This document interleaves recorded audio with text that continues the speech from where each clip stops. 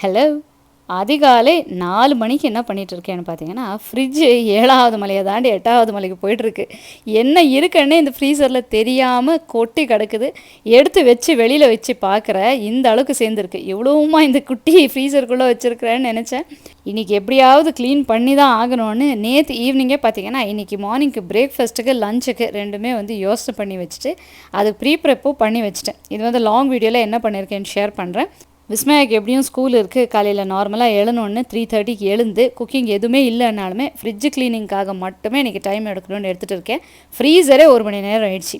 ஒரு வழியாக vinegar solution வாட்டரெல்லாம் வச்சு க்ளீன் பண்ணி ஃபஸ்ட்டு சென்டிமெண்ட்டாக வந்து ட்ரை ஃப்ரூட்ஸ் வச்சுட்டு அதுக்கப்புறம் ஃப்ரீசரில் எல்லாம் அடக்கியாச்சு. என்னெல்லாம் ஃப்ரீசரில் வைக்கிறீங்கன்னு கேட்டால், பருப்பு முதல் கொண்டு மாவு வரைக்கும் எல்லாமே வைக்கலாம். எல்லாமே வந்து ஸ்டோர் பண்ணி வைக்கிறதுக்கு ஒரு நல்ல இடம்னா ஃப்ரீசர் தான். மசாலா, அதாவது ஸ்பைசஸ் முதல் கொண்டு எள்ளு முதல் கொண்டு கொப்பரையிலேருந்து தேங்காய் வரைக்கும், பட்டாணிலேருந்து தனியாத்தூள் மிளகாய்த்தூள் வரைக்கும் எல்லாமே வந்து ஃப்ரீசரில் ஸ்டோர் பண்ணி வைக்கலாம். லிக்விட் ஐட்டம்ஸ் வந்து ஃப்ரீஸ் ஆகிடும், அது மட்டும்தான் வந்து கஷ்டம். மற்றபடி பொடி வகைகளெல்லாம் நீங்கள் எப்படி வைக்கிறீங்கோ வருஷக்கணக்கில் அப்படியே தான் இருக்கும். டீப் கிளீனிங்ன்றாங்களே, அது இதுதான் போல இருக்குது. இன்றைக்கி தான் வந்து அதுவே கூப்பிட்டு ஃப்ரீசர் நம்மளை டீப் க்ளீனிங் செய்ய வச்சிருச்சு. இருந்தாலும் ஃப்ரிட்ஜை வந்து நான் எப்பவும் போல் மேலாக்கில் தொடச்சிட்டு இருக்கிறதெல்லாம் வந்து டீக்ளட்டர் பண்ணி எடுத்து வச்சுட்டேன். ஆனாலும் சும்மா சொல்லக்கூடாது, ஒரு க்ளீனிங் பண்ணதுக்கப்புறம் எஸ்பெஷலி ஃப்ரிட்ஜு லைஃப் லாங் நம்ம எப்போவுமே இந்த ஃப்ரிட்ஜை இப்படியே மெயின்டைன் பண்ணணும்னு நினைப்போம்.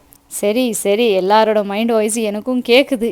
மெயின்டைன் பண்ணணுன்னு நினைக்கிறதோட சரி, பண்ணுவோமா என்ன, நமக்கு இது தெரியாதா?